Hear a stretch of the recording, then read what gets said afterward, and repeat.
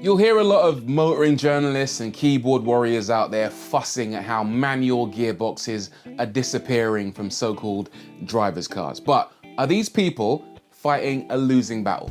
And is the manual transmission, the stick shift, whatever you want to call it, already dead? Well, if you're talking about supercars, then the answer is yes. And to stretch the analogy, it's been in the ground a long time already. The vast majority of high-performance cars went to paddle-shifted gearboxes of one type or another a long time ago. Look at Ferrari. Click-clacking a metal shifter through slots of a gated manual on an Italian supercar is one of life's great pleasures, believe me. It's like the percussion to the screaming lead vocals of an Italian V8 or V12. But Ferrari haven't offered a manual gearbox on its V8 Berlinettas since the F430, and that was over a decade and 3 whole generations of mid-engine Ferraris ago, if that's even a measurement of time. Anyway, you get the point. Out of interest, I did a search for Ferraris on the Autotrader website, and then I used the filters to see how many of them were manuals. You should try it sometime, it's a really neat feature. Anyway, at the time I did it, there were 951 Ferraris on the site, of which just 139 were manuals. And that includes all the older stuff like 348s, 355s. By the time you get to the more modern ones, the ratio is even more dramatic. For example, there are currently 37 599 Fieranos for sale on Autotrader. Do you want to guess how many were manuals? One, just one. And here's the thing, it's up for £500,000. For the same money, I could buy five automatic 599s and dish them out to all my friends, family, a couple of you guys. I mean, I wouldn't, but I could, and that's the point. Anyway, here's a question. Is that manual 599 5 times better than the ones with the paddle shifters? Or is it just more expensive because it's exclusive and you get bragging rights from owning it?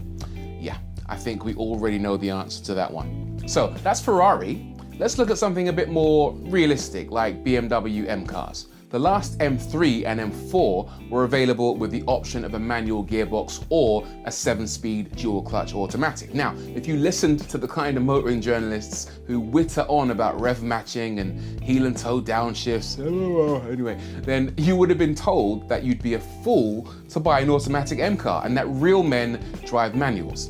But I'm sorry to break it to you guys, an M3 or an M4 with a manual gearbox just isn't as good. Why? Because the team who sweated the engineering of the engine, the chassis, the electronic control systems, and all that clever stuff that make it such a beast, calibrated it for the DCT gearbox. Everything, the power delivery, the way the turbos boost, the clever differentials, the traction control, it all works in harmony with the paddle shifted transmission in a way that it just doesn't with a manual.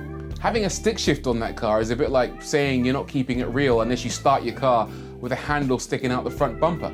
And the market agrees, people aren't buying manual M cars. Right now, there are 232 M3s and M4s for sale in BMW's approved stock list, and three are manuals. Numbers don't lie, stick shifts are dead in sports cars. Or are they? Porsche's unusual here, given that they still offer manuals on their sports cars, but a quick look at the stock of approved used Porsches in the UK would suggest they're a bit niche. Of the 500 or so used 911s and 718 Boxsters and Caymans for sale at Porsche dealerships, only 50 are manuals. That's like 1 in 10. And trust me, Porsche would have gotten rid of manuals just like Ferrari if they could. But when it tried with the last GT3, the enthusiasts kicked off big time. And do you know who made the most fuss about it? Americans. Yeah, I know, weird. Especially when you think that most drivers on that side of the pond probably don't even know what a clutch pedal is anymore. No offense. But when it comes to sports cars and muscle cars, they actually love stick shifts. You can even buy a manual BMW M5 there until quite recently, long after it disappeared from the range over here. And when Porsche eventually did a screaming U-turn and offered a manual version of the GT3, American customers lapped it up.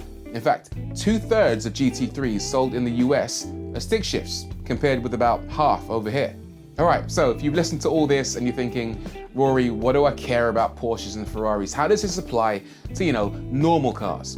Well, here manuals might just cling on a little bit longer, but only because the margins on small cars are so much tighter, and the extra £1,000 or so that an auto or a dual clutch might add to the price of a typical super mini or hatchback could be a deal breaker for a lot of buyers. But even here, I think that the manual's days are quite numbered. The final nails in the coffin come from better automatic gearboxes and the increased electrification in our cars. Take the latest Fiat 500 hybrid, for example. This needs to be a cheap car, so the electrification is little more than a fancy starter motor and a slightly more sophisticated start-stop system.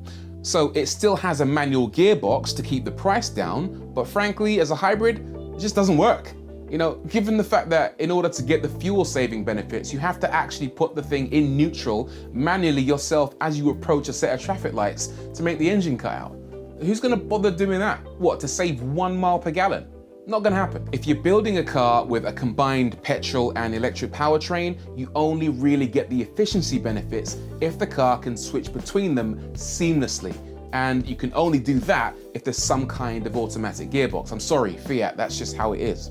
Even without hybridization, the latest automatic gearboxes, dual clutches, CVTs, even good old-fashioned slush boxes are still more efficient than manuals. Back in the day, they were crude. They made cars thirsty and they were usually worse on CO2. Now, for the same reasons as hybrids, they're tuned to work with engine management systems, start-stop systems, and all the other clever stuff that mean that the auto is often the more efficient option. In summary then, what I'm saying is that automatics improve efficiency in everyday cars, and manual supercars probably aren't as good as ones with paddle shifters. That manual 599 though, damn. Anyway, mostly. And as hybrid powertrains become more commonplace in our everyday cars, automatics are gonna be pretty much compulsory. To be fair though, the whole argument will be done and dusted the moment we all go electric anyway. Why? Because most EVs don't even have a gearbox of any kind, and a gear stick will be about as big a part of future motoring as that starting handle I mentioned earlier. Am I right? Does it even matter? Do you care? What do you prefer, manuals or automatics? I think I already know the answer, but let me know in the comments down below, and as always, make sure you hit subscribe and stick around for more awesome content coming soon.